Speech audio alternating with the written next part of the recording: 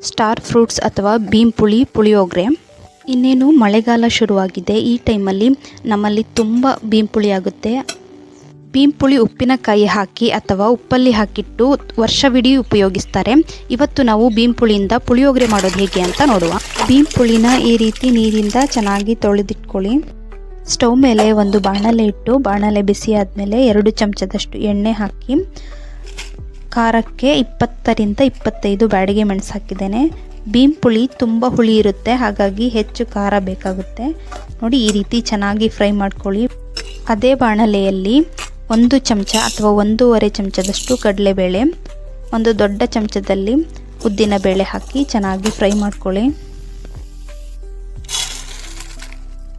ಅದೇ ಬಾಣಲೆಗೆ ಒಂದು ದೊಡ್ಡ ಚಮಚದಲ್ಲಿ ಕೊತ್ತಂಬರಿ ಕಾಳು ಹಾಕಿ ಚೆನ್ನಾಗಿ ಫ್ರೈ ಮಾಡ್ಕೊಳ್ಳಿ. ಕೊತ್ತಂಬರಿ ಕಾಳು ಸ್ವಲ್ಪ ಫ್ರೈ ಆದಮೇಲೆ ಇದಕ್ಕೆ ಅರ್ಧ ಭಾಗದಷ್ಟು ತೆಂಗಿನಕಾಯಿ ತುರಿಯನ್ನು ಸೇರಿಸ್ಕೊಳ್ತಾ ಇದ್ದೇನೆ. ನಾನಿಲ್ಲಿ ಸ್ವಲ್ಪ ಗಟ್ಟಿ ಹಿಂಗನ್ನು ಹಾಕಿದ್ದೇನೆ. ನೀವು ಪುಡಿ ಹಿಂಗು ಕೂಡ ಹಾಕ್ಕೊಳ್ಬೋದು. ತೆಂಗಿನಕಾಯಿಯ ಹಸಿ ವಾಸನೆ ಎಲ್ಲ ಹೋಗಬೇಕು, ಇಲ್ಲದಿದ್ದರೆ ನೀವು ಒಣ ಕೊಬ್ಬರಿಯನ್ನು ಕೂಡ ಹಾಕ್ಕೊಳ್ಬೋದು. ಮಿಕ್ಸಿ ಜಾರಿಗೆ ಬೀಂಪುಳಿಯನ್ನು ಹಾಕಿ ಸಣ್ಣದಾಗಿ ರುಬ್ಕೊಳ್ಳಿ. ನೋಡಿ, ಇದಕ್ಕೆ ನೀರು ಸೇರಿಸೋದೇನು ಬೇಡ, ಇದರಲ್ಲೇ ನೀರಿರುತ್ತೆ. ನೋಡಿ, ಈ ರೀತಿ ರುಬ್ಕೊಂಡ್ರೆ ಸಾಕು. ಪುಳಿಯೋಗರೆ ಮಾಡಲಿಕ್ಕೆ ಮಸಾಲ ರೆಡಿ ಮಾಡ್ಕೊಳ್ಳುವ. ಒಂದು ಮಿಕ್ಸಿ ಜಾರಿಗೆ ಹುರಿದಿರುವ ಮಸಾಲಾನ ಹಾಕ್ಕೊಳ್ತಾ ಇದ್ದೇನೆ. ಬೀಂಪುಳಿ ತುಂಬ ಹುಳಿ ಇರೋದ್ರಿಂದ ಇದಕ್ಕೆ ಹೆಚ್ಚು ಖಾರ ಮತ್ತು ಉಪ್ಪು ಬೇಕಾಗುತ್ತೆ. 1 ಚಮಚದಷ್ಟು ಬಿಳಿ ಕಾಳುಮೆಣಸು ಅಥವಾ ಕಪ್ಪು ಕಾಳುಮೆಣಸು, ರುಚಿಗೆ ತಕ್ಕಷ್ಟು ಉಪ್ಪು ಹಾಕಿ ಸಣ್ಣದಾಗಿ ಪುಡಿ ಮಾಡ್ಕೊಳ್ಳಿ. ನೋಡಿ, ಈ ರೀತಿ ಪುಡಿ ಮಾಡ್ಕೊಳ್ಬೇಕು. ಸ್ಟವ್ ಮೇಲೆ ಒಂದು ಬಾಣಲೆ ಇಟ್ಟು ಬಾಣಲೆ ಬಿಸಿ ಆದಮೇಲೆ 2 ಚಮಚದಷ್ಟು ಎಣ್ಣೆ ಹಾಕಿ 1 ಚಮಚದಷ್ಟು ಶೇಂಗಾ ಬೀಜ, ಕಡಲೆಬೇಳೆ, ಉದ್ದಿನಬೇಳೆ ಹಾಕಿ ಚೆನ್ನಾಗಿ ಫ್ರೈ ಮಾಡ್ಕೊಳ್ಳಿ. ಕಡಲೆಬೇಳೆ ಉದ್ದಿನಬೇಳೆ ಇಷ್ಟಪಡದೇ ಇರೋರು ಸ್ವಲ್ಪ ಹಾಕಿದರೂ ಸಾಕು. 1 ಚಮಚದಷ್ಟು ಸಾಸಿವೆ ಹಾಕಿ ಸಾಸಿವೆ ಸಿಡಿದ್ಮೇಲೆ 1 ಎಸಳು ಕರಿಬೇವನ್ನು ಹಾಕ್ಕೊಳ್ತಾ ಇದ್ದೇನೆ. ಸ್ವಲ್ಪ ಕಪ್ಪು ಎಳ್ಳನ್ನು ಸೇರಿಸ್ಕೊಳ್ಳಿ.